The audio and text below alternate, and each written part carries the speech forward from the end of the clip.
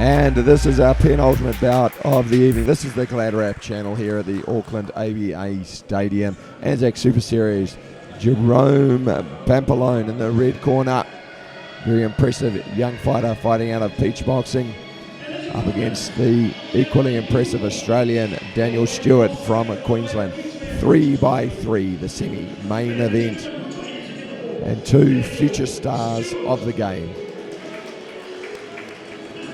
Daniel Stewart, talking to him earlier, he's an Aussie youth champ, comes out of Perth, out of Nash's Boxing, he's also a Super 8 champ there over in Australia.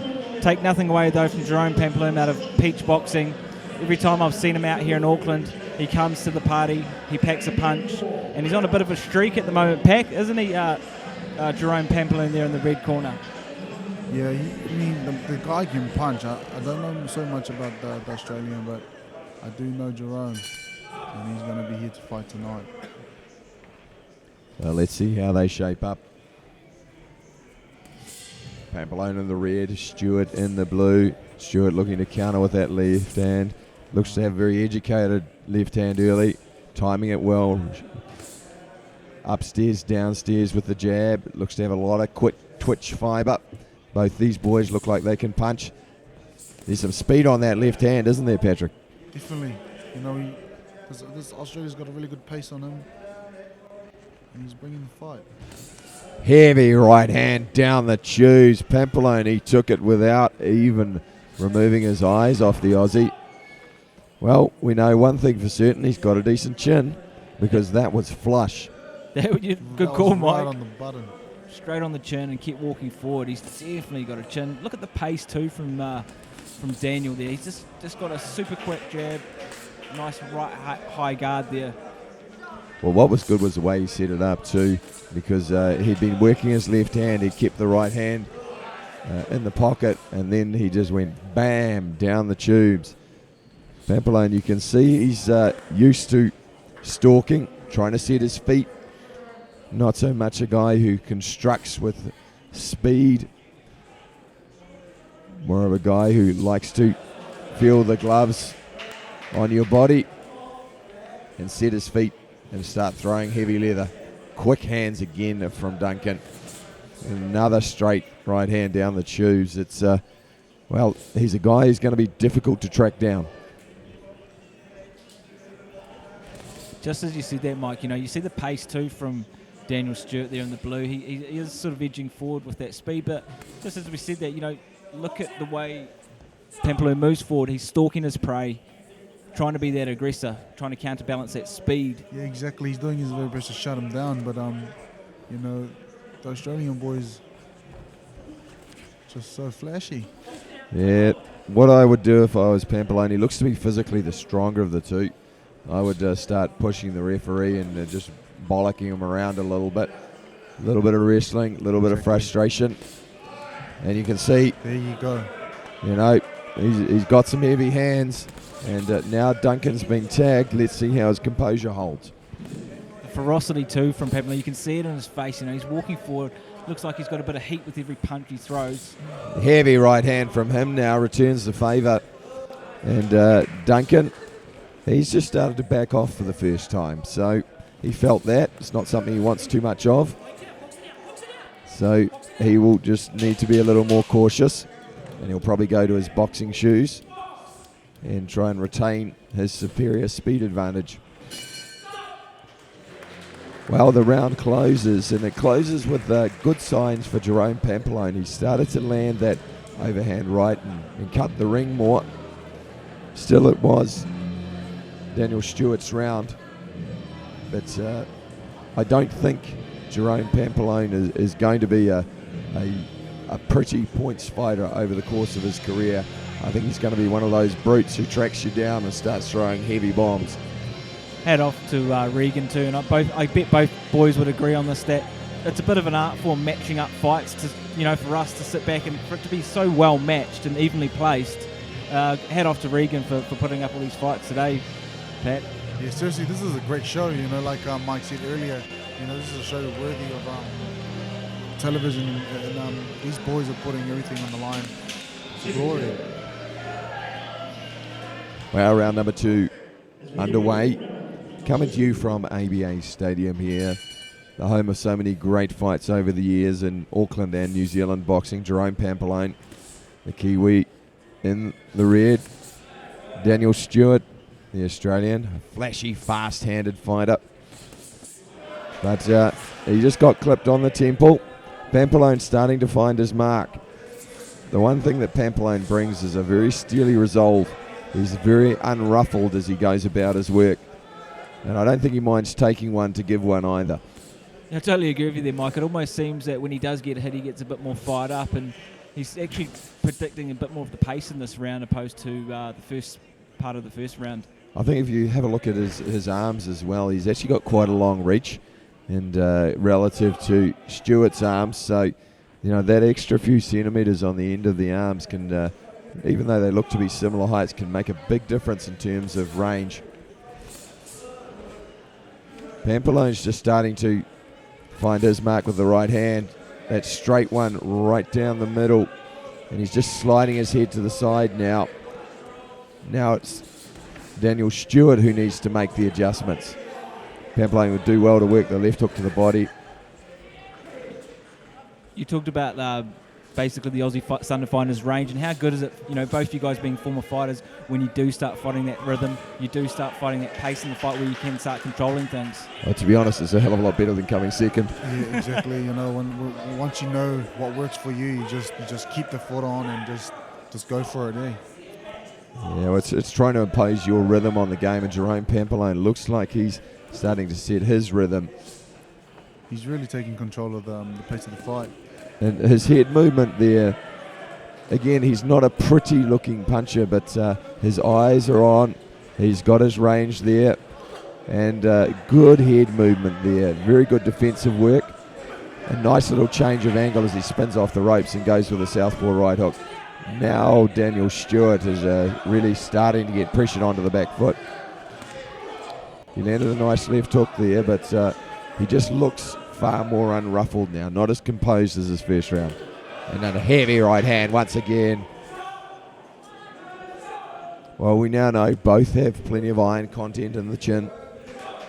This is a game of three halves, as they say, and this round is like night and day compared to the first. Pampellone's really starting to come forward now. You talk about the range, he's getting out of the way of those shots and starting to land a few of his own. Yeah. Patrick, I think it's a case of, as Mike Tyson once said, everyone's got a game plan until you get punched in the mouth. Exactly. And that seems to be the case. You come out with a game plan, and Jerome's putting on a bit of heat now, so he's got to rethink of what he's going to do next.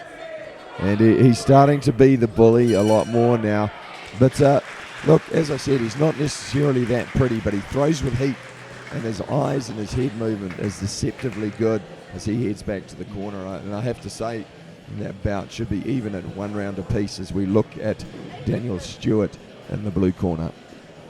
That should make things interesting going into the third round. I did commend Regan earlier, but he's certainly not making it easy for the Kiwis tonight, is he, Pat? With some of these matchups he's lined up, but that's really good for us and obviously for the purists out there watching. Oh, yeah, exactly. It's good for the purist boxing fans. This is the kind of fight they want to see.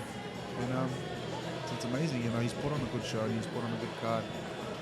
Well, I can tell you what, I've known Regan since he was 12 years old. So he's a little bit younger than me. I walked into his father, Ron Foley's boxing gym, and proceeded to get the beans beaten out of me for the next 3 or 4 years as I learned how to box.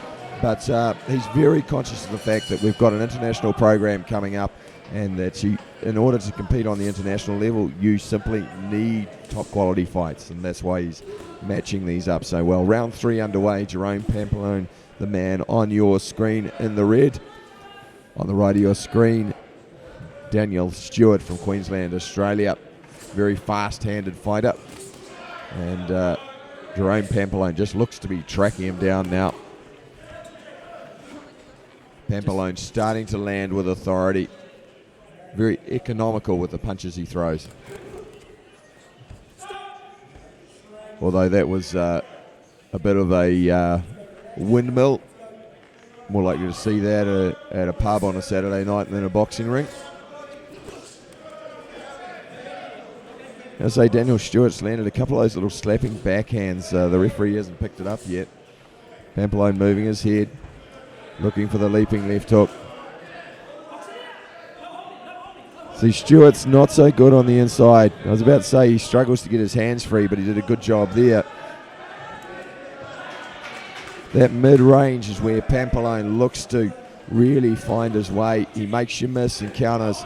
And again, dirty boxing on the inside, hitting and holding. Working with the right hand on the blind side of the referee. Exactly where he needs to be. Heads coming very close together.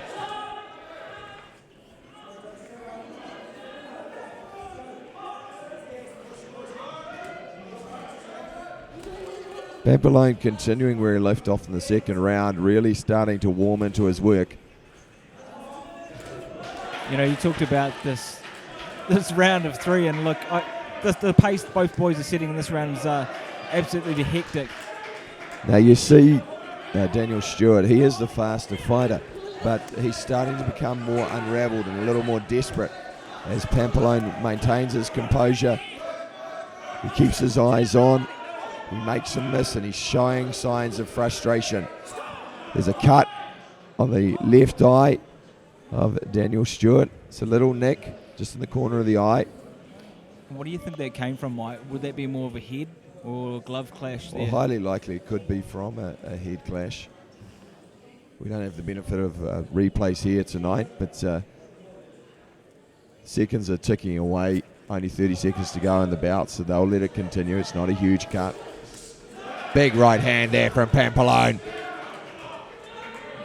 Stewart trying to find a mark with the right hand of his own, but Pampellone leveraging shots. Heavy right hand again. Stewart visibly rocked. Short left hook on the inside. Mike, you talked about him giving one to get one. He almost, it just fires him up, doesn't he? He gets hit and he just comes forward like a lion. Well, the thing is, he's not a fighter who's afraid to get hit, but he's also got good eyes, so he doesn't become ruffled. If he is struck, he keeps his eyes on, he continues to move his head, and that gives him a good sense of where he's at. And defensively, particularly if you're a walk-forward fighter as he is, it's a good, very good skill to have. In fact, it's essential for his style of fighting. He just timed that right hand beautifully over the jab. He's found the rhythm as Stewart's lost the sting off his jab. Pampellone's found the rhythm and come over the top frequently. Well, that was an impressive bout from both these two boys. I feel like Jerome Pampellone probably has taken that second and third, but some very, very heated action, very close action, Patrick. And which way do you see that one leaning? Yeah, I agree with you. I think that goes to Jerome. I really like during the fight. He had slightly moves his head left and right. He didn't commit too much. Just got out of the way and countered straight away. So, yeah, I would see the fight go his way. Yeah, I think he's a young man who could do quite well in the professional game as well. Very measured. Clearly, he's in good condition. He's not really breathing, and that was a heavy-paced fight, fast-paced fight. He didn't throw too much, but he stayed very control of the entire fight. So, be surprised. Good to see what the judges call it.